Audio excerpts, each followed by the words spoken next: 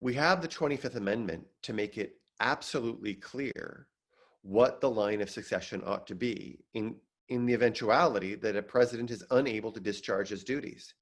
Next in line would be the Vice President, Mike Pence. Should he in turn also be unable to exercise the powers of the office, then it would go to the Majority Leader, that would be Nancy Pelosi.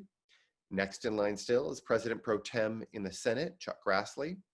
From there, it goes to Secretary of the State, Mike Pompeo, and then Steve Mnuchin.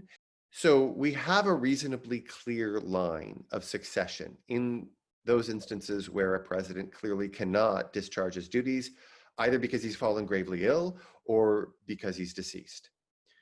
There are instances, though, where a president may be incapacitated, in which case there will be questions about whether or not he can actually discharge his duties.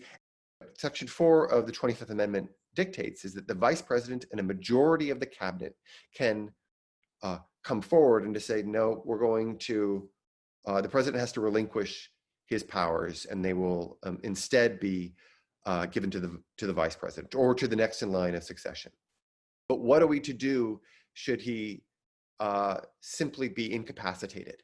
And the 25th Amendment tries to provide clarity about what the steps are to deal with that occurrence.